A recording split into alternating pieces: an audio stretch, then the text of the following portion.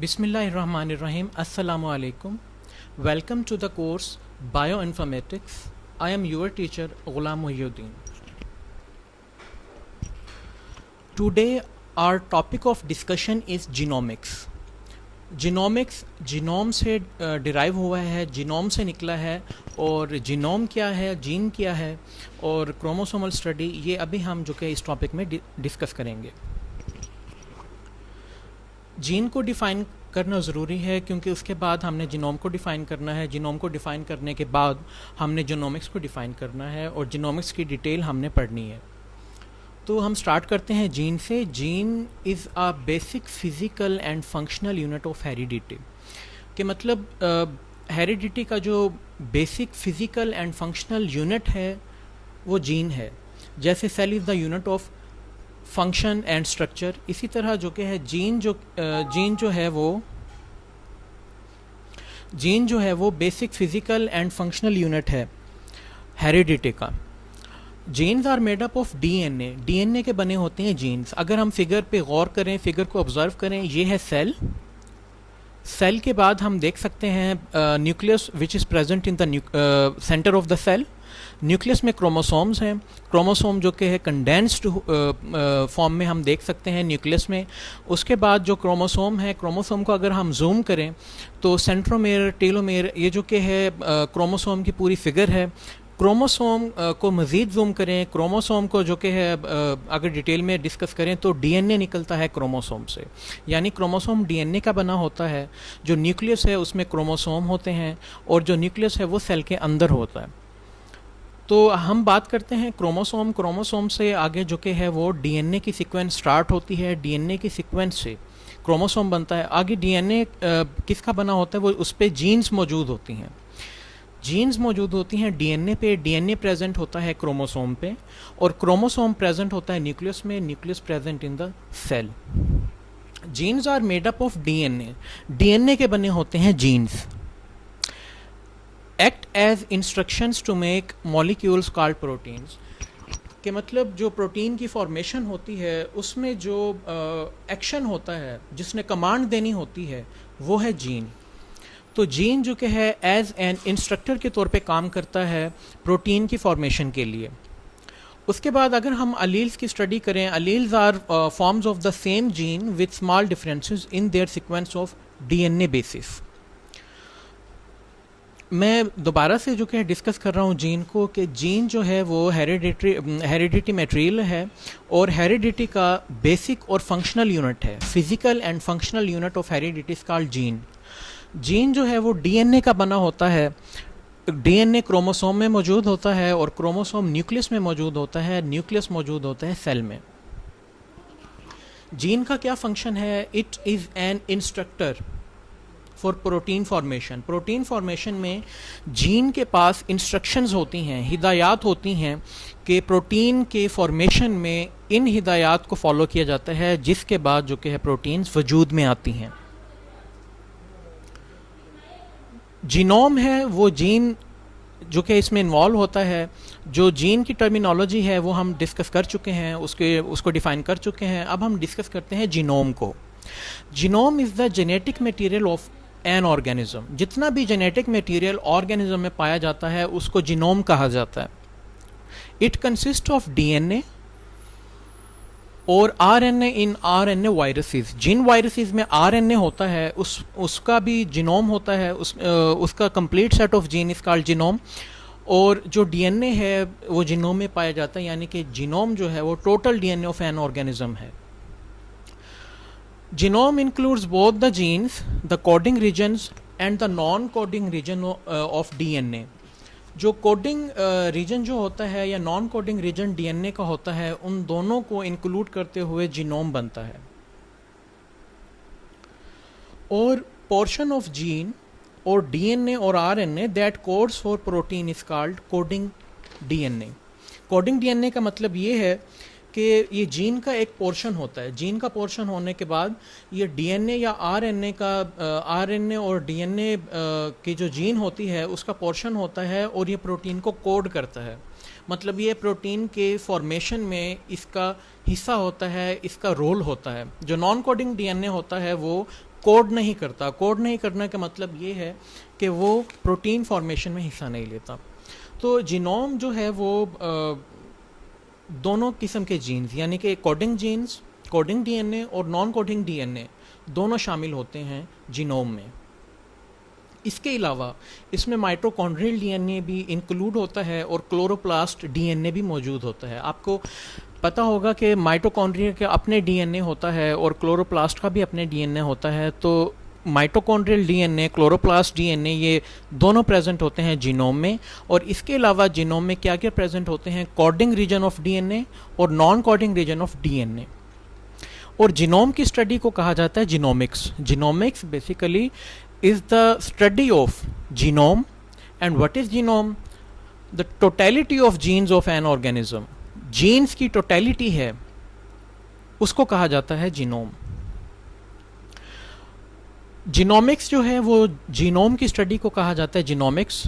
और ये एक इंटरडिसिप्लिन फील्ड है। इंटरडिसिप्लिन फील्ड का मतलब ये है कि पेरेंट फील्ड से आगे डेरिवेटिव है। मतलब ये है जेनेटिक्स है, सेल एंड मॉलिक्यूलर बायोलॉजी है, बायो इन्फॉर्मेटिक्स है। ये तीनों कंबाइन होके इन तीनों का कॉम्बिनेशन जो कि है वो जीनोमिक्स है। यानी कि जीनोमिक्स जो है स्टडी ऑफ जीनोम, इसमें हम टॉपिक्स पढ़ेंगे related to biochemistry, related to genetics, related to evolution, related to cell and molecular biology and bio informatics. तो जीनोमिक्स जो है वो इंटरडिसिप्लिन फील्ड है बायोलॉजी का। और इसके अलावा जीन की जो स्ट्रक्चर है, जीन की जो फंक्शन है, जीन की ग्रुपिंग है, जीन की फॉर्मेशन है, फॉर्मेशन ऑफ प्रोटीन है, आगे प्रोटीन के टाइप्स हैं और फेट ऑफ सेल है, ये सारे मैकेनिज्म, ये सारे प्रोसेसेस जीनोमिक्स में भी आते हैं। जीनोमिक्स में भी ये डिस्कस किए जाते हैं। तो genomics is an interdisciplinary field of biology focusing on the structure, function, evolution, mapping and editing of genome. इसमें क्या आ जाता है कि जीनोम में जीन्स का फंक्शन, जीनोम का फंक्शन, जीनोम की परफॉर्मेंस, जीनोम का मटेरियल और जीनोम का फंक्शन आ जाता है, जीनोम का रोल आ जाता है। वो ये सब डिस्कस किए जाते हैं जीनोमिक्स में। A genome is an organism's complete set of DNA including all of its genes. इसका मतलब जैसे मैंने पहले जो कि डिस्कस किया था कि totality of genes of an organism is collectively called as genome. तो जीनोम की जो स्टडी होगी, उसकी जो डिस्कशन होगी, उसको कहा जाता है जीनोमिक्स। कुछ कन्फ्यूजन आ जाती है जीनोमिक्स में और जेनेटिक्स में। उसकी वजह यह होती है कि दोनों जो कि है, दोनों में मतलब जीन का जो टॉपिक है, जीन का जो रोल है वो डिस्कस किया जाता है।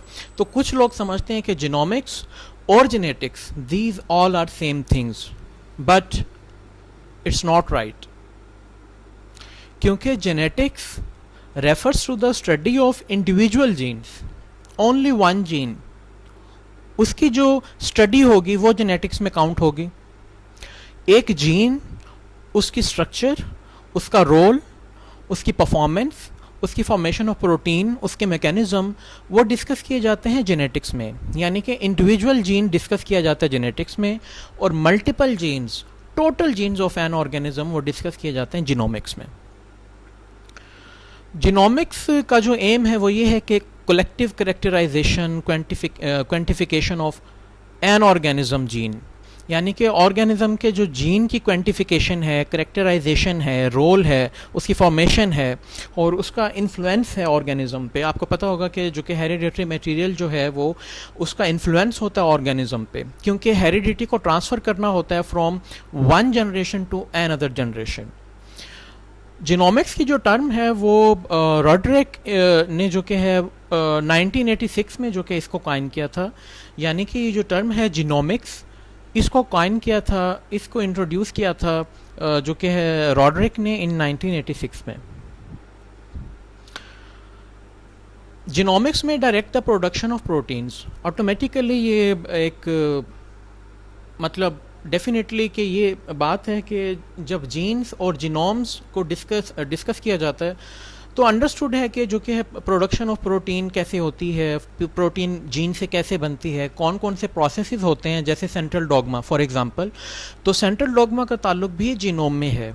उस टॉपिक को भी डिस्कस किया जाएगा जीनोम में कि एक प्रोटीन जो कि है वो डीएनए से कैसे बनती है, आरएनए कैसे प्रोटीन बनाता है। तो जीन्स में direct the production of protein with the existence of enzyme and messenger molecule. ये जो मैसेंजर मॉलिक्यूल्स हैं ये भी प्रोटीन्स हैं। जबकि प्रोटीन क्या करती हैं, जीन्स बनाती हैं प्रोटीन को। क्लियर? जो जीन्स हैं वो प्रोटीन को बनाती हैं, जबकि प्रोटीन क्या करती हैं, वो बॉडी स्ट्रक्चर को बनाती हैं, ऑर्गन्स को बनाती हैं, टिश्यूज को बनाती हैं, सेल्स को बनाती हैं।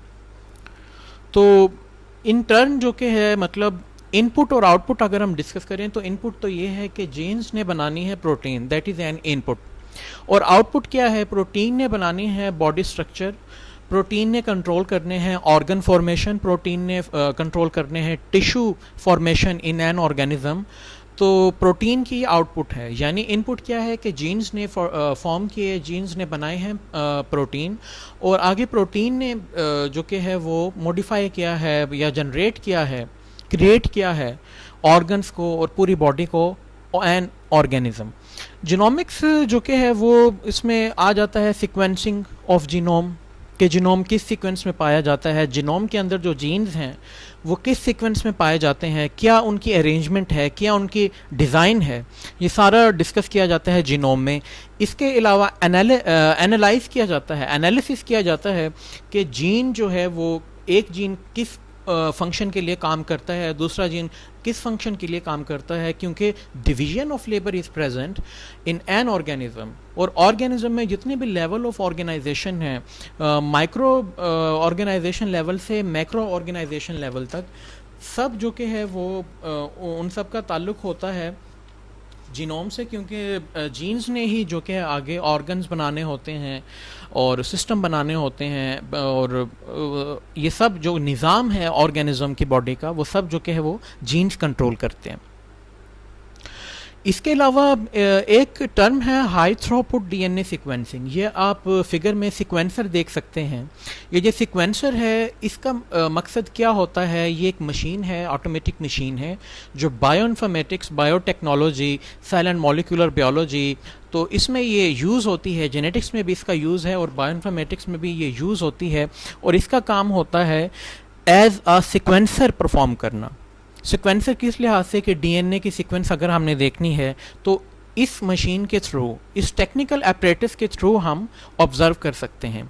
इसके अलावा जीन्स की सीक्वेंस के अलावा प्रोटीन्स की सीक्वेंस देखनी है, अमाइनो एसिड की सीक्वेंस हमने देखनी है, फैटी एसिड की सीक्वेंस हमने देखनी है। इन शॉर्ट जो बायोलॉजिकल मॉलिक्यूल्स हैं उनकी सीक्वेंस को ऑब्जर्व करने के लिए और वो जो सीक्वेंस ऑब्जर्व करते हैं तो उस सूरत में जो हमें डाटा मिलता है उसको आउटपुट कहा जाता है। तो आउटपुट की फॉर्म में एक ग्राफ बन जाता है, और उस ग्राफ में जो कि है डिफरेंट कलर्स होते हैं, और डिफरेंट कलर्स जो कि है वो मखसूस होते हैं, वो पर्टिकुलर होते हैं according to their function, according to their formation. जैसे प्रोटीन के जो कि है वो सपोज जो कि है रेड कलर उनको दे दिया जाता है, तो उसको क्रोमेटोग्राफी ये अलग एक टेक्निक है। और हाई थ्रूपुट डीएनए सीक्वेंसिंग जो है वो बायोइन्फॉर्मेटिक्स में यूज़ किया जाता है, और यह हाई थ्रूपुट डीएनए सीक्वेंसर है जिसका काम क्या होता है कि डीएनए के सीक्वेंस को फाइंड आउट करना और डीएनए के सीक्वेंस को जो कि है वो हाईलाइट करना। ये सब जो कि है फंक्शन होता है इस सीक्वेंसर का।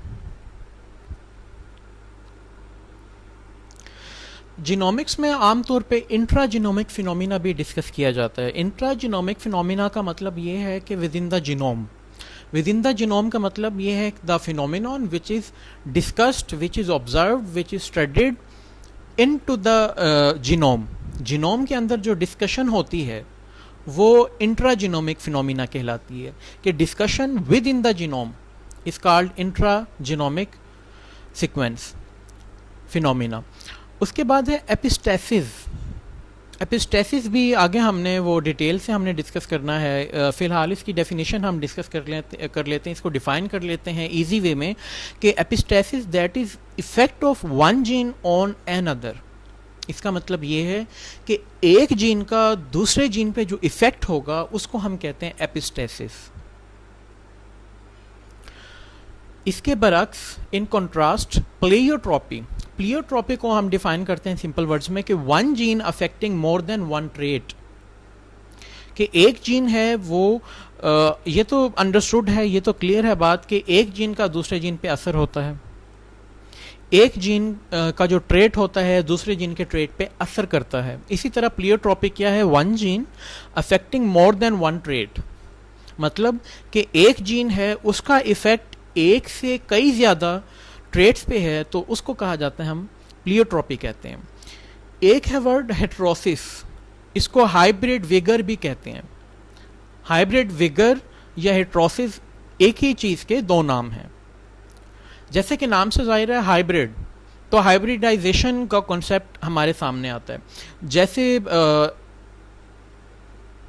इंट्रैक्शन है लोकाई एंड एलील्स का विद इन द जीनोम। इसके अलावा हेट्रोसिस में क्या आ जाता है, हाइब्रिडाइजेशन में क्या आ जाता है कि दो जीन्स लिए जाते हैं, one from one source, second from another source, उन दोनों को कंबाइन कर दिया जाता है। वो जो कंबाइन या कॉम्बिनेशन बनता है उसको हम कहते हैं हाइब्रिड या हाइब्रिड वाइगर उसको कहते हैं, और इस प्रोसेस को कहा जाता है हेट्रोसिस। अब हम डिस्कशन कर रहे हैं कि जो डीएनए की जो डिस्कशन है या टोटल डीएनए जो है उसका रिलेशन होता है जीनोम से। डीएनए रिलेट्स विद जीनोम, यानी कि डीएनए की जो डिस्कशन है, डीएनए की जो स्टडी है वो जीनोमिक्स में काउंट होती है।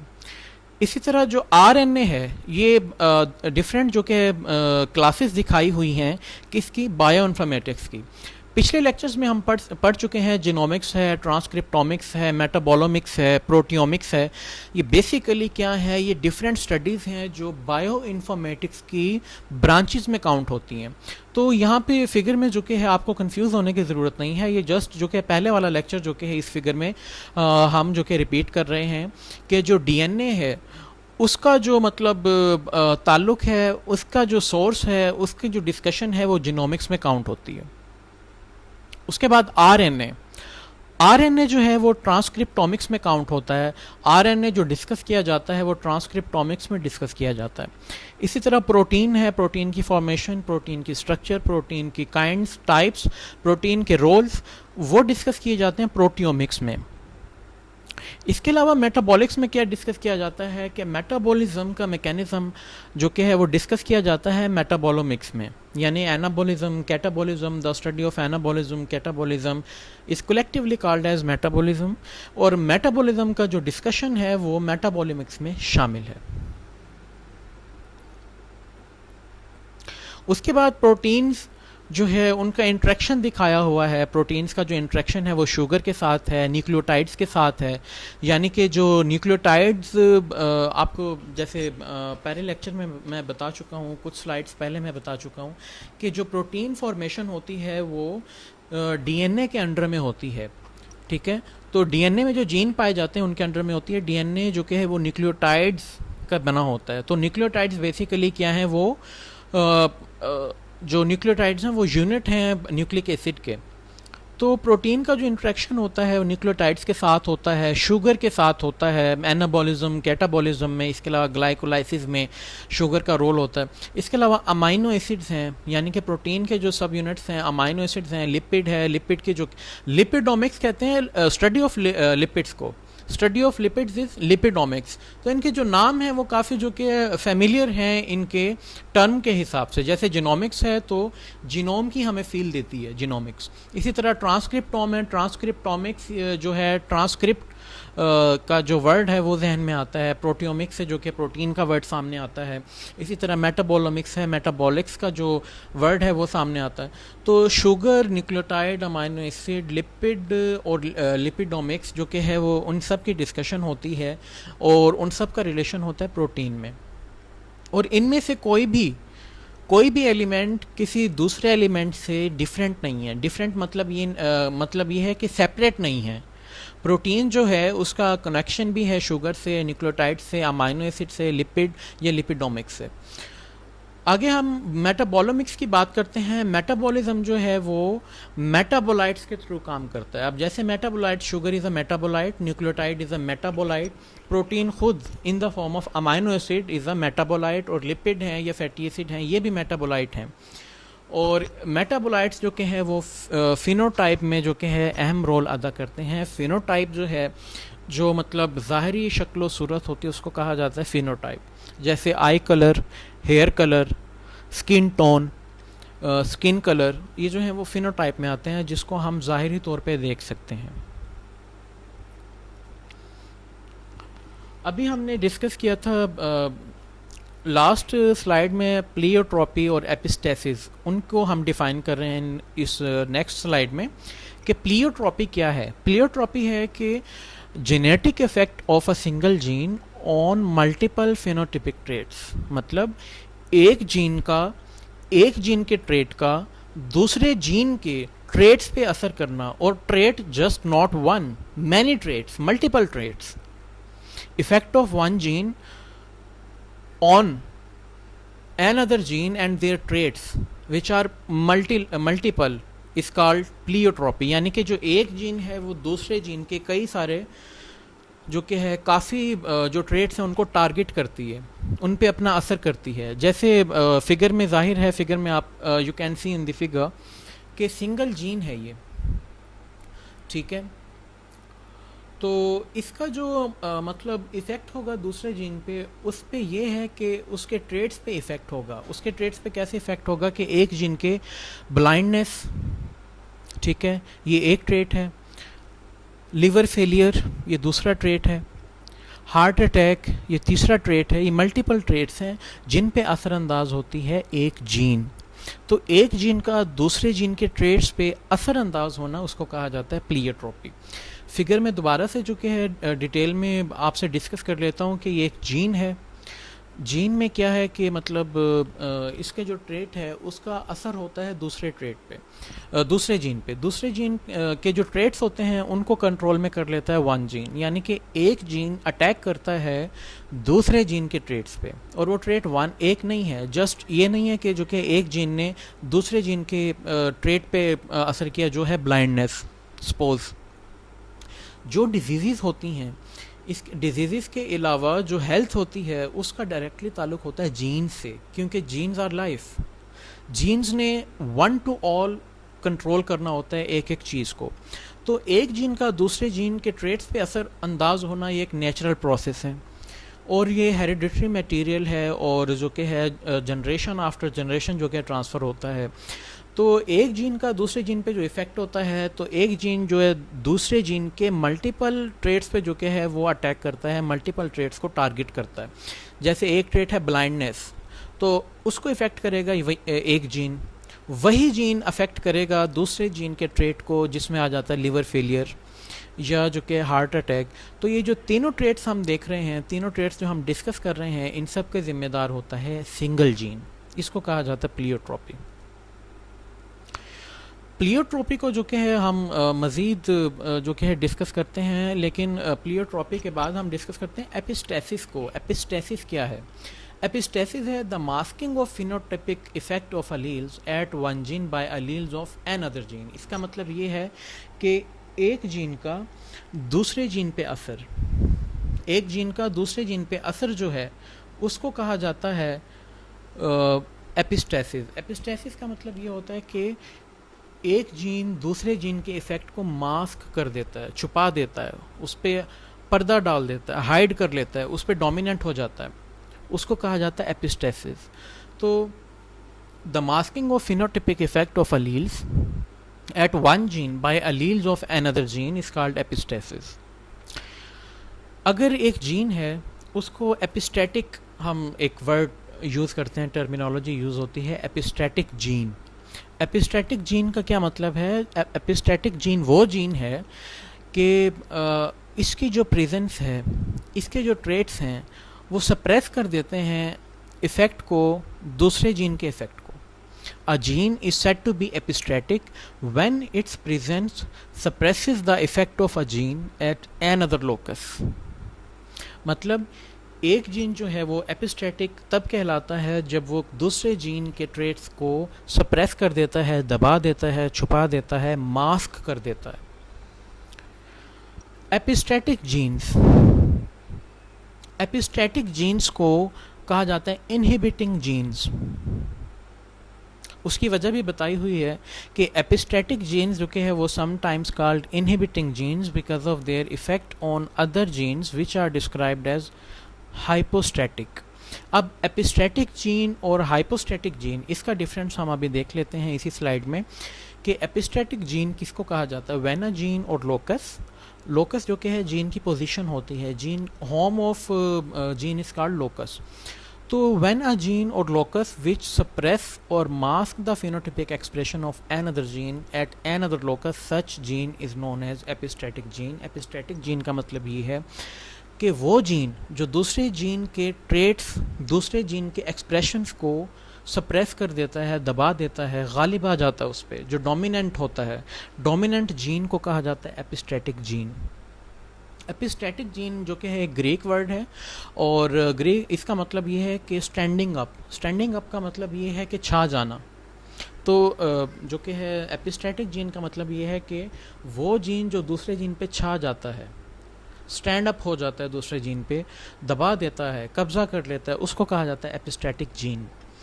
और हाइपोस्टैटिक जीन क्या है कि the gene or locus which was suppressed by an epistatic gene, यानी कि जो सप्रेस हो जाता है जीन, यानी जो जीन टारगेट बनता है एपिस्टैटिक जीन का, उसको कहा जाता है हाइपोस्टैटिक जीन। हाइपोस्टैटिक जीन का मतलब होता है विक्टिम जीन, यानी कि ऐसा जीन जिसके ट्रेट्स या जिसका एक्सप्रेशन सप्रेस कर दिया गया हो by epistatic gene is called hypostatic gene. Suppose दो जीन्स हैं, एक जीन है एपिस्टैटिक, उसका काम है जो दूसरा जीन है उसके जो एक्सप्रेशन हैं उसको कंट्रोल कर लेना, बाउंड कर देना, उसको कहा जाता है जो क्या हाइपोस्टैटिक जीन।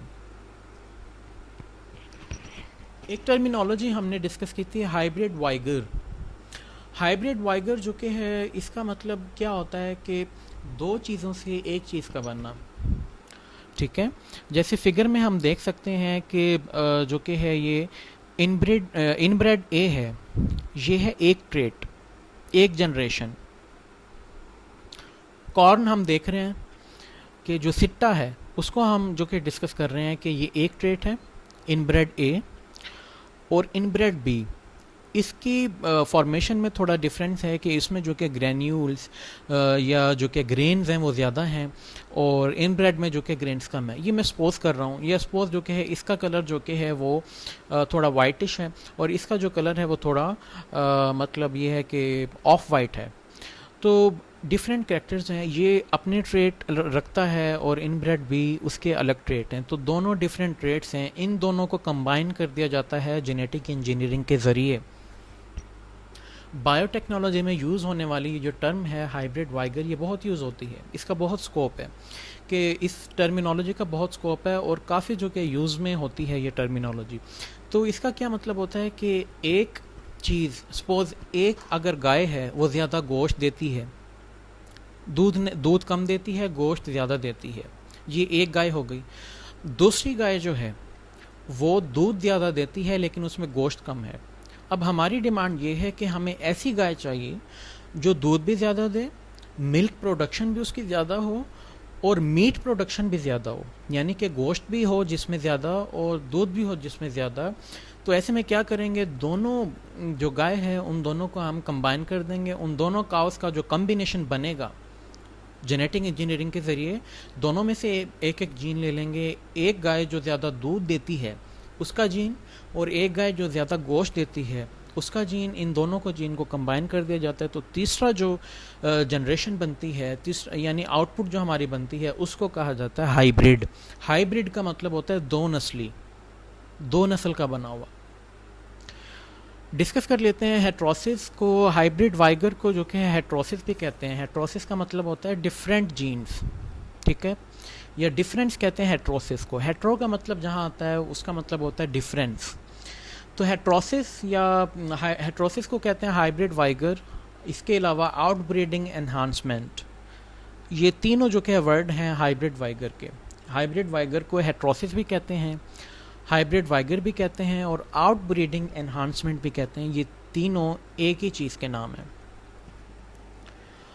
और हाइब्रिड वाइगर का मतलब क्या मतलब होता है, इसका फंक्शन क्या है, इसका रोल क्या है। द इम्प्रूव्ड और increased function of any biological quality in a hybrid offspring. इसका मतलब ये होता है कि इम्प्रूवमेंट लाना किसी भी ट्रेट में। अब जैसे एक कॉर्न है, इनब्रेड ए है, इसके ट्रेट अलग हैं, और जो इनब्रेड बी है इसके ट्रेट अलग हैं। जो चीज़ इनब्रेड ए में है वो इनब्रेड बी में नहीं है, और जो इनब्रेड बी में है वो इनब्रेड ए में नहीं है। तो दोनों जो कि बिल्कुल मुख्तलिफ हैं, लेकिन हैं एक ही स्पीशी, एक ही ग्रुप है। तो ये जो दोनों ग्रुप हैं, इनब्रेड ए और इनब्रेड बी, इन दोनों को हमने जेनेटिक इंजीनियरिंग के ज़रिए जो कि है हमने कंबाइन कर दिया, इनके जो जीन्स हैं दोनों को कंबाइन कर दिया, मिक्स कर दिया। उसके बाद जो हमें आउटपुट या प्रोडक्ट मिला है वो होता है हाइब्रिड।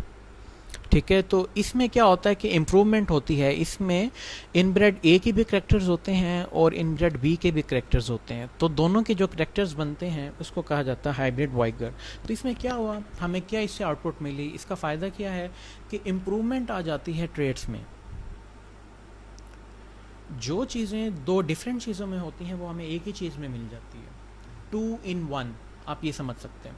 तो द इम्प्रूव्ड और increased function of any biological quality in a hybrid offspring, यानी कि इम्प्रूवमेंट लाने के लिए जो दो स्पीशीज़ को, दो ग्रुप्स को कंबाइन किया जाता है और उससे जो आउटपुट हासिल की जाती है, उस पूरे मैकेनिज्म को कहा जाता है आउटब्रीडिंग एनहांसमेंट या हाइब्रिड वाइगर या हेट्रोसिस।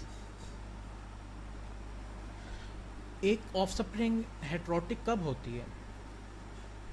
हेट्रोटिक एक ऑफस्प्रिंग कब होती है, यानी कि एक प्रोडक्ट है वो हाइब्रिड कैसे बनता है? तो हाइब्रिड जो कि है वो कि अगर offspring is heterotic if its traits are enhanced as a result of mixing the genetic contributions of its parents. बात वही आ जाती है कि दो डिफरेंट पेरेंट्स से उनके ट्रेट्स, उनके जो ट्रेट्स जो जीन्स में मौजूद होते हैं उनको इकट्ठा कर लिया जाता है, और उनके कम्बिनेशन के बाद, उनकी मिक्सिंग के बाद जो हमें प्रोडक्ट हासिल होता है उसको हाइब्रिड कहते हैं।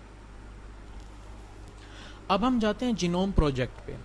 जीनोमिक्स में आपको जो जीनोमिक्स का जो फील्ड है, बायोइन्फॉर्मेटिक्स की जो ब्रांच है ना, जीनोमिक्स, उसमें आपको जीनोम प्रोजेक्ट का वर्ड बहुत मिलेगा। इसके प्रोजेक्ट्स आपको बहुत मिलेंगे। Human genome project, much famous, much popular project, one of the projects of biology is human genome project, जो बहुत क्रिटिकल है, जिस पे क्रिटिक्स भी बहुत होती है और जिसको डिस्कस भी बहुत किया जाता है, जिस पे काम भी बहुत हुआ है, वो है human genome project. Human genome project basically genome project में काउंट होता है। इसी तरह ड्रोसोफिला प्रोजेक्ट, ठीक है, drosophila melanogaster project and many more. ठीक है, तो ये जितने भी प्रोजेक्ट हैं जो जीन से रिलेटेड हैं, जिनके जीन्स पे काम होता है, वो जीनोम प्रोजेक्ट में डिस्कस किए जाते हैं। Genome projects are scientific endeavours, ये एक कोशिश होती है, साइंटिफिक एक तरीक़ेकार होता है, साइंटिफिक जद्दोजहद होती है कि किसी तरह जो कि हम जीन्स की इम्प्रूवमेंट के लिए सपोज़ जो कि ह्यूमन जीनोम प्रोजेक्ट में क्या होता है कि ह्यूमन जीनोम प्रोजेक्ट का जो समरी है, उसका जो एक असूल है, उसका जो एक ख़ुलासा है वो ये है कि ह्यूमन जीनोम प्रोजेक्ट के ज़रिए ह्यूमन बीइंग, ऐसा ह्यूमन बीइंग तैयार करना जिसमें डिजीज़ ना हो, जो लॉन्ग लास्टिंग हो, ठीक है, जिसको डेथ का इशू ना हो, जिसको जो कि डिसेबिलिटीज़ जिसमें ना हो, जिसमें डिजीज़ ना हो। तो ये मकसद है ह्यूमन जीनोम प्रोजेक्ट का, और वो फंक्शन में भी आगे हो। मतलब ये है कि मल्टी टास्किंग हो और ऑटोमेटिक रोबोट के तौर पे काम करे। तो मतलब ये है कि इम्प्रूव्ड ह्यूमन बीइंग, उसकी जो एक ट्राई है, साइंटिफिक ट्राई, वो भी जो कि है ह्यूमन जीनोम प्रोजेक्ट में ही काउंट होती है। The aim of genome project is to determine the complete genome sequence of an organism. Genome project का क्या मकसद होता है? What is the purpose of genome project? The purpose is that कि complete genome, ठीक है, complete genome का मतलब होता है total genes present in an organism, उसको डिस्कस करना। For example कि एक एनिमल है, ठीक है, suppose human being है, human being is also an animal, superior animal। तो जो ह्यूमन बीइंग है उसके कंप्लीट जीन्स को, complete set of genes is called genome.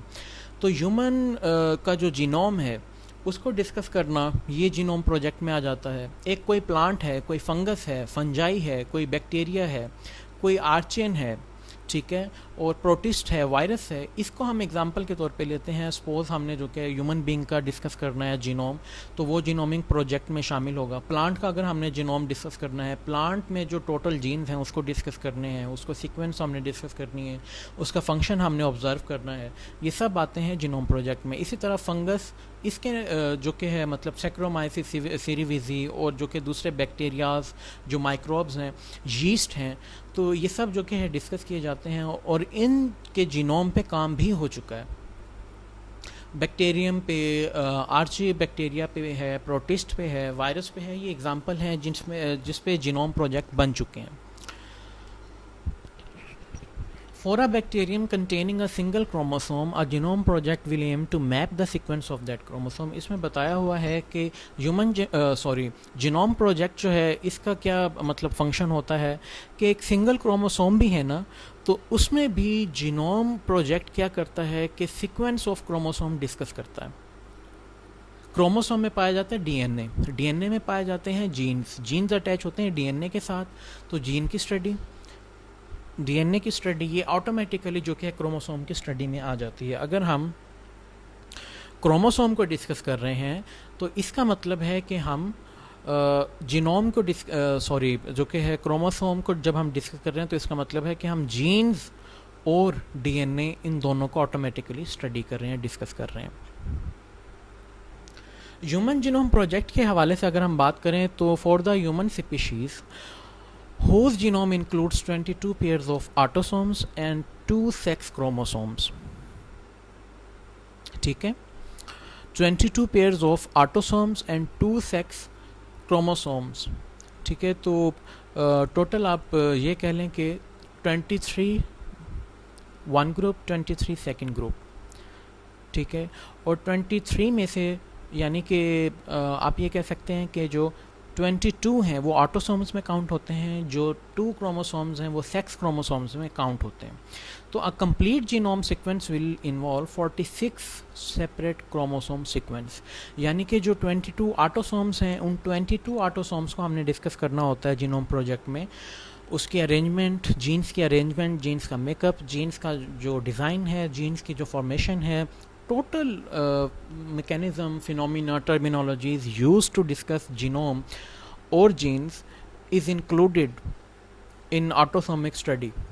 इसके अलावा जो सेक्स क्रोमोसोम्स हैं उनकी भी डिस्कशन शामिल होती है, उनको भी जो कि स्टडी किया जाता है ह्यूमन जीनोम प्रोजेक्ट में। After an organism has been selected, genome project involve 3 components. के मतलब अगर एक ऑर्गेनिज्म हमने सिलेक्ट कर लिया, सपोज हमने एक बैक्टीरिया सिलेक्ट किया है या सपोज हमने जो कि एक फंजाई सिलेक्ट की है, तो उस पे हमने बना दिया प्रोजेक्ट, बैक्टीरियल प्रोजेक्ट या ह्यूमन जीनोम प्रोजेक्ट को ही हम एग्जांपल के तौर पे ले लेते हैं कि हमने ह्यूमन जीनोम प्रोजेक्ट को स्टडी करना है। तो इस स्टडी करने में जो कि है जो स्टेप्स होते हैं वो आपके सामने हैं कि sequencing of DNA, DNA sequencing जो है फर्स्ट स्टेप है ह्यूमन जीनोम प्रोजेक्ट का। पहला काम जो करना है वो डीएनए सीक्वेंस पे करना है। सेकंड क्या फंक्शन है, सेकंड क्या स्टेप है कि assembly of that sequence to create a representation of the original chromosome. जो क्रोमोसोम है उसको हमने सीक्वेंस किया, सीक्वेंस करने के बाद उसको हमने असेंबल किया, असेंबल करने के बाद क्या आगे जो कि स्टेप है वो है एनोटेशन। एनोटेशन होता है तशरीह, एक्सप्लेनेशन, यानी कि डिटेल में जाना। उसके बाद होता है एनालिसिस या रिप्रेजेंटेशन। मैं दोबारा रिपीट कर देता हूँ, जैसे ह्यूमन जीनोम प्रोजेक्ट है या कोई भी जीनोम प्रोजेक्ट है किसी भी ऑर्गेनिज्म का, तो उसमें ये फॉलोइंग स्टेप्स जो कि इन्वॉल्व होते हैं। सबसे पहला स्टेप है डीएनए सीक्वेंसिंग, सेकंड स्टेप है असेंबली, थर्ड स्टेप है एनोटेशन, लास्ट स्टेप है एनालिसिस। ये चारों स्टेप हैं जो डिस्कस किए जाते हैं जीनोम प्रोजेक्ट में। और ये जो असेंबली है, डीएनए सीक्वेंसिंग है, एनोटेशन है या एनालिसिस है, ये सारे जिन स्टेप्स के हमने डिस्कशन की है, जो अंडर डिस्कशन हुए हैं, उनको नेक्स्ट हमने चैप्टर्स में, नेक्स्ट लेक्चर्स में हमने डिस्कस करना है। अभी हमने सेकंड जो स्टेप है सीक्वेंसिंग या असेंबलिंग का, तो सॉरी, फर्स्ट स्टेप है जो कि डीएनए सीक्वेंसिंग का, या ये एग्जांपल है डीएनए सीक्वेंसिंग। आमतौर पे वर्ड यूज़ होता है सीक्वेंसिंग ओनली। ये जो डीएनए सीक्वेंसिंग है ये मैंने एग्जांपल के तौर पे मेंशन किया है। आमतौर पे जो एक ही टर्म यूज़ होती है वो है सीक्वेंसिंग।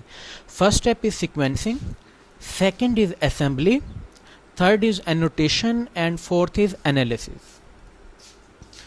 तो बेटा जो सीक्वेंसिंग है वो आम तौर पे उसके भी मज़ीद स्टेप्स हैं, आगे मज़ीद कैटेगरीज इन्वॉल्व हो जाती हैं जैसे, और मज़ीद टाइप्स हैं सीक्वेंसिंग की, डिफरेंट टाइप्स हैं जीनोम्स के हवाले से, डिफरेंट जीनोम्स के हवाले से। जैसे ह्यूमन जीनोम प्रोजेक्ट है वो उसकी अलग सीक्वेंसिंग है, जो बैक्टीरिया है वो अलग सीक्वेंस अपनी रखता है। तो स्टेप्स भी अलग अलग हो जाते हैं जैसे जैसे हम स्पीशीज़ अलग करते हैं। तो सीक्वेंसिंग में आमतौर पे जो टाइप्स आती हैं, जो कैटेगरीज आती हैं सीक्वेंसिंग की, सबसे पहली है डीएनए सीक्वेंसिंग। ये जो आप फिगर में देख रहे हैं दैट इज़ अ सीक्वेंसर।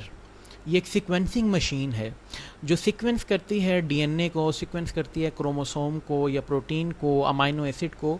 ये जो फिगर है ये सीक्वेंसर की है। It is a sequencer machine. इसको सिंपल सीक्वेंसर भी कहते हैं। अगर ये डीएनए की सीक्वेंस मालूम करता है या डीएनए की सीक्वेंस पे काम करता है तो इसको डीएनए सीक्वेंसर कहा जाता है। तो सीक्वेंसिंग की जो कैटेगरीज हम डिस्कस कर रहे थे वो ये है, एक तो है डीएनए सीक्वेंसिंग, फिर है शॉटगन सीक्वेंसिंग। एक बात मैं ये अर्ज़ करना चाहूँगा कि ये जितने भी हम कैटेगरीज पढ़ रहे हैं, ये जो टर्मिनोलॉजीज़ आपको डिफरेंट लग रही हैं या डिफ़िकल्ट लग रही हैं, वो हमने आगे अपने लेक्चर्स में डिस्कस करनी है। तो फ़िलहाल जो कि है हम मतलब ये है कि स्लाइड हम ऑब्ज़र्वेशन कर रहे हैं कि ताकि हमें जो कि टर्मिनोलॉजीज़ का पता हो कि लास्ट मतलब आगे जब हम डिस्कस करेंगे तो हमें थोड़ा सा रिमाइंड हो जाएगा कि ये हमने जो कि है टर्मिनोलॉजीज़ पढ़ी हुई हैं, हमारे लिए न्यू नहीं है। तो सीक्वेंसिंग की जो टाइप्स हैं, डीएनए सीक्वेंसिंग है, शॉटगन सीक्वेंसिंग है, हाई थ्रूपुट सीक्वेंसिंग है, सीक्वेंस असेंबली है, फिनिशिंग सीक्वेंसिंग है, जीनोम एनोटेशन है, सीक्वेंसिंग पाइपलाइंस एंड डेटाबेसेस हैं। These all are categories of sequencing. Genomics जो है, genomics is the branch of bio informatics. Genomics में क्या क्या टॉपिक आ जाते हैं? जीन के अलावा डीएनए आ जाता है, डीएनए के अलावा जीनोम आ जाता है, क्रोमोसोम आ जाते हैं। तो जीनोमिक्स की भी टाइप्स होती हैं। जीनोमिक्स की जो टाइप्स हैं वो ये हैं, एक है फंक्शनल जीनोमिक्स। ये जो फिगर में आप देख रहे हैं, एक्चुअली दीज आर सीक्वेंसेस हैं डीएनए की।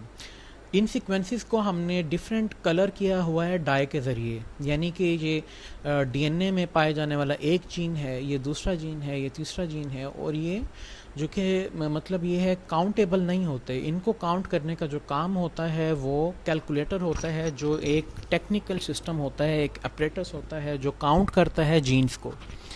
तो और हमें जो कि है ग्राफ देता है इस सूरत में। ये है क्रोमेटोग्राम। इसको क्रोमेटोग्राम इस वजह से कहते हैं क्योंकि क्रोमेटोग्राफी के ज़रिए जो डायग्राम हमें मौसूल होती है, जो डायग्राम हमें हासिल होती है, उसको कहा जाता है क्रोमेटोग्राम। तो क्रोमेटोग्राम में हम देख सकते हैं कि कलरफुल इमेज हम देख सकते हैं। इसमें डिफरेंट जीन्स हैं और जो जीन्स हैं उनको स्पेसिफिक कलर दिए हुए हैं। सपोज़ एक कलर है जीन का, वो है ऑरेंज, सेकेंड जीन का कलर है ग्रीन, थर्ड जीन का कलर है लाइट ग्रीन, इसी तरह जो कि है कुछ जीन्स का कलर है डार्क ऑरेंज या ऑरेंज। तो डिफरेंट जीन्स हैं। कुछ जीन्स का कलर है ब्राउन, किसी का जो कि कलर है ब्लैक।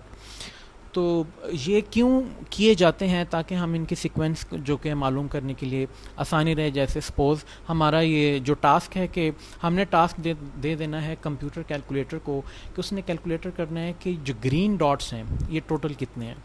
जो ग्रीन डॉट्स हैं ये टोटल जीन्स की हमें पता लग जाएंगे। तो ये जो जीन्स हैं ये जो फंक्शन परफॉर्म करते हैं उनका भी हमें पता लग जाएगा। इसी तरह ऑरेंज जो डॉट्स हैं, इन डॉट्स को हमने डिस्कस करना है, इन डॉट्स को जो कि हमने काउंट करना है, तो उसकी भी इंफॉर्मेशन हमें मिल जाती है। और जो कि है ब्लैक डॉट्स कितने हैं, ब्राउन डॉट्स कितने हैं, कौन से जीन्स हैं ये, क्या इनका फंक्शन है, इन सब की डिटेल हमें क्रोमेटोग्राम के ज़रिए मिल जाती है। तो डिफरेंट टेक्निक्स होती हैं जिसमें ऑपरेटर्स होते हैं डिफरेंट, जैसे सीक्वेंसिंग मशीन है, इसके अलावा एनालाइज़र है, इसके अलावा एनोटेटिंग मशीन है। तो उन सब का काम जो कि है क्या होता है कि हमें डिटेल फ्राहम करना, डिटेल प्रोवाइड करना जीनोम और जीन के हवाले से। तो अब हम डिस्कस कर रहे थे जीनोमिक्स की टाइप्स, यानी कि टाइप्स ऑफ जीनोमिक्स या कैटेगरीज ऑफ जीनोमिक्स। उसमें आ जाते हैं functional genomics, structural genomics second type है, थर्ड टाइप है एपिजीनोमिक्स, एंड लास्ट में है मेटाजीनोमिक्स। फर्स्ट है functional genomics, second is structural genomics, third is epigenomics and fourth is metagenomics. ये चार टाइप्स हैं जो जीनोमिक्स की काउंट की जाती हैं। हम सबसे पहले कैटेगरी डिस्कस करते हैं जीनोमिक्स की, फंक्शनल जीनोमिक्स। फंक्शनल जीनोमिक्स में क्या होता है कि जीनोम फंक्शन कैसे करता है, ठीक है। ये जो फंक्शनल जीनोमिक्स है, जीनोमिक्स का जो टॉपिक है, ये बायोइन्फॉर्मेटिक्स में भी डिस्कस किया जाता है, स्टडी किया जाता है, मॉलिक्यूलर बायोलॉजी में भी डिस्कस किया जाता है, बायोटेक्नोलॉजी में भी यूज़ किया जाता है। तो फंक्शनल जीनोमिक्स की तरफ जो कि हम आते हैं, इसको डिस्कस करते हैं कि जीनोम के फंक्शन करने के मैकेनिज़्म को फंक्शनल जीनोमिक्स कहा जाता है। इसको डिफाइन इस तरीके से किया जाता है कि it is a field of molecular biology that attempts to describe gene and protein functions and interactions, कि जीन के जो इंटरेक्शंस हैं या जीन के जो फंक्शन हैं, होल जीनोम, टोटल जीनोम की जो टोटल जीन्स के जो स्ट्रक्चर है, उसकी जो फंक्शन है, वो डिस्कस की जाती है फंक्शनल जीनोमिक्स में। फंक्शनल जीनोमिक्स की जो कि है मतलब आगे रोल है कि रोल ऑफ फंक्शनल जीनोमिक्स, ये इसका पर्पस क्या है, इसका मेथड क्या है कि functional genomics make use of the vast data generated by genomic and transcriptomic projects.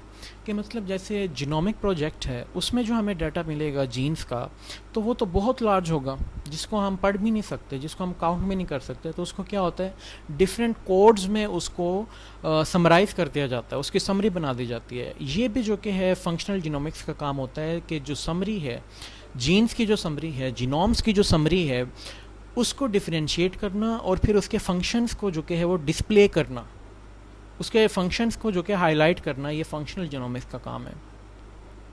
Functional genomics focuses on the dynamic aspects, कि मतलब जैसे जीन ट्रांसक्रिप्शन है, जीन ट्रांसलेशन है, ये स्टेप्स जो कि है इन्वॉल्व होते हैं आमतौर पे सेंट्रल डॉग्मा में। लेकिन ट्रांसक्रिप्शन ट्रांसलेशन का जो मैकेनिज़्म है, वो फंक्शन कैसे करता है, what is the mechanism, what is the function behind the central dogma और ट्रांसक्रिप्शन ट्रांसलेशन, इसका जो फंक्शन है, जो मैकेनिज़्म है, जो टेक्निकलिटी है, वो डिस्कस की जाती है फंक्शनल जीनोमिक्स में। इसके अलावा regulation of gene expression, genes कैसे एक्सप्रेस करते हैं, तो ये जो वर्ड है ना, कैसे करते हैं, वो डिस्कस किया जाता है फंक्शनल जीनोमिक्स में, कि फंक्शन कैसे करते हैं, मैकेनिज़्म इनका क्या है। जीनोम्स का जो मैकेनिज़्म है कि जीनोम कैसे रोल प्ले करते हैं, जीनोम बनते कैसे हैं, जीनोम जो कि प्रोटीन कैसे बनाते हैं, वो प्रोटीन आके जो कि ट्रेट्स कैसे बनाती हैं, फिर वो ट्रेट्स असर कैसे करते हैं, पूरे ऑर्गेनिज्म को कंट्रोल कैसे करते हैं जीन्स, और एक जनरेशन से दूसरे जीन्स, जो जीन्स हैं एक जनरेशन से दूसरे जीन में, दूसरे जनरेशन में ट्रांसफ़र होते हैं, वो कैसे होते हैं। तो कैसे का जो वर्ड है कि कैसे करते हैं, कैसे होता है, यह आ जाता है फंक्शनल जीनोमिक्स में। इसके अलावा protein to protein interaction, interaction जो है वो भी फंक्शनल जीनोमिक्स में आ जाता है।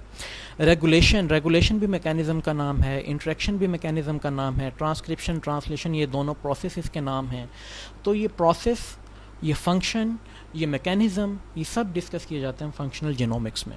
अब जैसे फिगर में आप देख सकते हैं, फिगर में हम देख सकते हैं कि फंक्शनल जीनोमिक्स में कि डिफरेंट बार्स हैं, डिफरेंट बार्स के अलावा डिफरेंट क्यूब्स हैं। ये अभी हम डिटेल में नहीं जा रहे, जस्ट मैं आपको एक ओवरव्यू दे रहा हूँ कि मतलब जो हमें क्रोमेटोग्राम जो मिलता है या आउटपुट जो मिलती है कंप्यूटर से, वो इस तरह की होती है। आगे फिर कंप्यूटर जो कि हाईलाइट कर देता है कि कौन सा जीन कितनी लेंथ का है, इसके अलावा सिमिलर जीन्स कितने हैं, डिफरेंट जीन्स कितने हैं, एक्टिव जीन्स कितने हैं, इनएक्टिव जीन्स कितने हैं, ये सारे क्रोमेटोग्राम और जो कि है आउटपुट ग्राम के ज़रिए हमें नज़र आता है। बेसिकली ये इमेज है एक ग्राफ का, ये भी इमेज है, ये भी इमेज है जो हमें कंप्यूटर या टेक्निकल मशीन जो हमें प्रोवाइड करती है। ये भी एक इमेज है जो प्रोटीन जो कि मशीन हमें प्रोवाइड करती है। उसके बाद है स्ट्रक्चरल जीनोमिक्स, यानी structure of genome, study of structure of genome of an organism is called structural genomics. के एक जीनोम की स्ट्रक्चर क्या है, कौन सी प्रोटीन है, कौन सी प्रोटीन की कैटेगरी है, प्राइमरी प्रोटीन है, सेकेंडरी प्रोटीन है, टर्शरी प्रोटीन है, क्वैटरनरी प्रोटीन है। तो इनका फंक्शन तो आ जाता है फंक्शनल जीनोमिक्स में। इनकी जो स्ट्रक्चर है वो डिस्कस की जाती है वो स्ट्रक्चरल जीनोमिक्स में। आगे स्ट्रक्चरल जीनोमिक्स जो है वो 3D एक आप यूँ कह लें कि एडवांस टर्मिनोलॉजी है जो स्ट्रक्चर को ज़्यादा वाज़ेह करती है। 3 डायरेक्शन से हम एक इमेज को देख सकते हैं। 3 डायमेंशनल में ये प्रॉपर्टी होती है। तो स्ट्रक्चरल जीनोमिक्स जो है it seeks to describe the 3 dimensional structure of every protein encoded by a given genome. कि एक जीन या एक जीनोम जो प्रोटीन को इनकोड करता है उसको कोड करने का जो मैकेनिज़्म है वो तो हम डिस्कस करते हैं स्ट्रक्चरल जीनोमिक्स में, लेकिन उसकी जो स्ट्रक्चर है वो डिस्कस की जाती है स्ट्रक्चरल जीनोमिक्स में। Structural genomics attempts to determine the structure of every protein encoded by the genome. Structural genomics में क्या होता है, एक तो ये है कि जो प्रोटीन या जीन है उसकी 3 डायमेंशन स्ट्रक्चर हमें हासिल होती है। उसके बाद जो जीनोम है वो इनकोड जो कि है किस सूरत में करता है, या जो प्रोटीन है कैसी बनती है, ये भी स्ट्रक्चरल जीनोमिक्स में डिस्कस की जाती है। स्ट्रक्चरल प्रोटीन में एक मतलब एबिलिटी होती है, it has the potential to inform knowledge of protein function. Protein function आमतौर पे जो फंक्शनल जीनोमिक्स है उसमें डिस्कस की जाती है, लेकिन स्ट्रक्चरल जीनोमिक्स में एक एक्स्ट्रा मैकेनिज्म है, वो है प्रोटीन फंक्शन का। कि प्रोटीन फंक्शन करते वक्त कौन सी स्ट्रक्चर में जो कि है कन्वर्ट हो जाती है, या उसकी जो कि है करंट स्ट्रक्चर कौन सी बन जाती है, उसको कहा जाता है स्ट्रक्चरल जीनोमिक्स में प्रोटीन की latest structure. Structural genomics can be used to identify novel protein folds. Protein folds जो होते हैं, प्रोटीन हमेशा फोल्डेड फॉर्म में होती है। आमतौर पे जो प्राइमरी स्ट्रक्चर है या सेकेंडरी स्ट्रक्चर है उनमें फोल्डिंग कम होती है, और टर्शरी और क्वैटरनरी स्ट्रक्चर है उसमें जो कि फोल्डिंग ज़्यादा होती है। प्रोटीन होती ही फोल्डेड फॉर्म में है। अगर इसके फोल्ड को हम जो कि है ओपन कर देते हैं तो इसमें जो प्रोटीन में जो अमाइनो एसिड की जो सीक्वेंस है उसको हम देख सकते हैं कि एक अमाइनो एसिड किस फॉर्म में है, दूसरा अमाइनो एसिड वो किस फॉर्म में है। तो ये जो फॉर्मेशन है, जो मतलब आप ये कह लें एक स्ट्रेटजी है एक स्ट्रक्चर को डिस्कस करने की, वो भी स्ट्रक्चरल जीनोमिक्स में आ जाती है। स्ट्रक्चरल जीनोम जो कि है उसमें इन्वॉल्वमेंट होती है taking a large number of approaches to structure determination including experimental methods. Obviously जो कि है simple methods are unable to perform such different functions. Structural genomics है या फंक्शनल जीनोमिक्स है, ये टेक्निक्स के ज़रिए, प्रोसेसेस के ज़रिए, टर्मिनोलॉजीज़ के ज़रिए और अप्रेटिसेस के ज़रिए बायोटेक्नोलॉजी में बहुत महंगे, बहुत कॉस्टली और बहुत एडवांस अप्रेटिस यूज़ किए जाते हैं इस मकसद के लिए। तो इन अप्रेटिसेस के थ्रू, इन जो कि है टेक्निकल अप्रेटिसेस के थ्रू, इन गैजेट्स के थ्रू हम डिस्कस करते हैं स्ट्रक्चर को जो जीनोम की हो या प्रोटीन की हो। थर्ड जो टाइप है, थर्ड कैटेगरी है या थर्ड ब्रांच है जीनोमिक्स की, वो है epigenomics. Epigenomics epigenomics that is the study of complete set of epigenetic modification. Epigenesis यानी कि जो एपिजेनेसिस का जो मैकेनिज्म है, ठीक है, एपिजेनेसिस का जो मैकेनिज्म है वो डिस्कस किया जाता है एपिजीनोमिक्स में। और एपिजीनोमिक्स में जो मतलब ये है कि आप यूँ कह लें कि एपिजेनेसिस है, ठीक है। जो एपिजेनेसिस है बेसिकली इट्स अ थ्योरी। ये थ्योरी है कि एक एम्ब्रियो जो कि है डेवलप होता है एग से। एग से जब वो डेवलप होता है एक ऑर्गेनिज्म बनता है, या जो कि एम्ब्रियो जो बनता है वो एग के ज़रिए बनता है। तो जो बर्थ स्टार्ट होती है वो एग में स्टार्ट होती है। स्पर्म और एग के मिलने से बनता है जाइगोट, एम्ब्रियो बनता है। एम्ब्रियो जो कि कन्वर्ट हो जाता है जाइगोट में। तो जो जाइगोट या एम्ब्रियो है, ये जो थ्योरी है कि जो एग से एक जो कि एनिमल डायरेक्ट नहीं बनता, एनिमल जो कि है टाइम के थ्रू, प्रोसेसेस के थ्रू, स्टेजेस के थ्रू जो कि है वो जाइगोट में और एम्ब्रियो में कन्वर्ट होता है एग। तो ये जो ग्रेजुअल प्रोसेस है, इस थ्योरी का नाम है एपिजेनेसिस। तो the study of epigenesis is called epigenomics. और अगर हम बायोइन्फॉर्मेटिक्स में एपिजेनेसिस स्टडी कर रहे हैं कि एक एग से एक स्पर्म से जो कि है और एक एग से जो कम्बिनेशन होता है उसमें जो कि है एक ऑर्गेनिज्म बनता है, वो कैसे बनता है, उसमें क्या जेनेटिक मेकअप होता है, उसमें क्या चेंजेस आती हैं, ये सारी डिस्कस की जाती हैं। और ये जो थ्योरी है कि एग से जानदार बनता है, एग से जो कि है वो डेवलपमेंट स्टार्ट होती है, एम्ब्रियो डेवलप होता है, इस थ्योरी को कहा जाता है एपिजेनेसिस। और study of epigenesis in terms of genomics is called as epigenomics. Epigenomics is the study of the complete set of epigenetic modification on the genetic material of a cell known as the epigenome.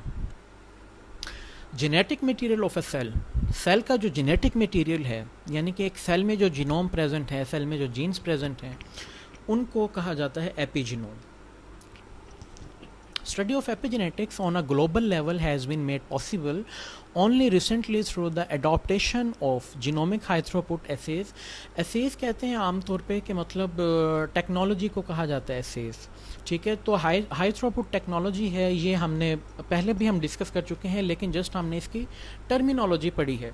तो इसका जो process है high throughput DNA sequencing है, high throughput analysis है, high throughput essays है। Essays का मतलब होता है एनालाइज करना। तो ये सब जो कि है बाद के टॉपिक हैं जो हम अगले लेक्चर्स में डिस्कस करेंगे। जस्ट आपको ये पता होना चाहिए कि हाई थ्रूपुट एसेज जो कि हम वो टर्मिनोलॉजी हमारी नज़र में है। फोर्थ और लास्ट कैटेगरी है जीनोमिक्स की, वो है मेटाजीनोमिक्स। इससे पहले मैं एपिजेनोमिक्स में जो कि जो फिगर है वो मैं डिस्कस करना चाहता हूँ कि मतलब एक क्रोमोसोम है, ठीक है, ऑर्गेनिज्म का एक क्रोमोसोम है, उसमें क्रोमैटिन है। क्रोमैटिन जो कि है, अगर मैं आपको स्टार्ट से आपको बताना चाहूँ कि एक क्रोमोसोम है, क्रोमोसोम को जो कि है मतलब क्रोमोसोम में जो कि है वो डीएनए पाया जाता है। डीएनए जो है डबल हेलिक्स होता है, डबल हेलिकल स्ट्रक्चर जो होती है उसको हमने हेलिक्स को हमने ओपन किया। ओपन करने के बाद जो कि हम देख सकते हैं कि डीएनए में जो कि है अरेंजमेंट पाई जाती हैं, नाइट्रोजनस बेसिस हैं और फॉस्फेट ग्रुप्स हैं। अच्छा, इसके बाद फिर क्या है कि एपिजेनेटिक फैक्टर। एपिजेनेटिक फैक्टर का मतलब होता है वो प्रोटीन्स जिन्होंने एपिजेनेसिस को क्रिएट करना होता है, ठीक है, उनको कहा जाता है एपिजेनेटिक फैक्टर। एपिजेनेटिक फैक्टर जो कि है वो हार्मोन्स भी होते हैं और केमिकल्स भी होते हैं, फिरोमोन्स भी होते हैं एपिजेनेटिक फैक्टर, और एंजाइम भी होते हैं। एंजाइम्स भी जो कि है प्रोटीन्स में आ जाते हैं और जो प्रोटीन्स हैं उनको फैक्टर भी कहा जाता है। तो क्रोमोसोम की स्ट्रक्चर यहाँ पे जो कि डिस्कस करना हमारा मकसद नहीं है, क्योंकि क्रोमोसोम की स्ट्रक्चर जो कि है वो टॉपिक अलग है। लेकिन फ़िलहाल ऑन द स्पॉट हमारा ये मकसद है बताने का, जो एपिजेनेटिक फैक्टर है, जो एपिजेनेटिक फैक्टर अटैच है डीएनए से, डीएनए की प्रोटीन के साथ अटैच है epigenetic factor. Epigenetic factor start से ही प्रेजेंट होता है, जो आगे जाके एग में कन्वर्ट होता है और एग से ट्रांसफ़र हो जाता है जो कि एम्ब्रियो या जाइगोट में, और फिर जो कि आगे कन्वर्ट हो जाता है वो ऑर्गेनिज्म में। अब हम आते हैं लास्ट कैटेगरी की तरफ, जिसको कहा जाता है metagenomics. Metagenomics basically is the study of microbes in their natural living environment. मतलब ये है कि लेबॉर्ट्री एनवायरनमेंट में हम डिस्कस नहीं कर रहे हैं इनको। मेटाजीनोमिक्स में फिर क्या होता है कि स्टडी ऑफ माइक्रोब्स, माइक्रोब्स में आ जाते हैं बैक्टीरिया, फंजाई, एल्गी और वायरसेस, ठीक है। तो ये सब आ जाते हैं माइक्रोब्स में। तो माइक्रोब्स की जो स्टडी होती है नेचुरल एनवायरनमेंट में, जिस एनवायरनमेंट में वो पाए जाते हैं, उस कम्युनिटी में, जिस कम्युनिटी में वो पाए जाते हैं ना जो माइक्रोब्स, उसी सूरत में जो डिस्कशन होती है वो आ जाती है मेटाजीनोमिक्स में।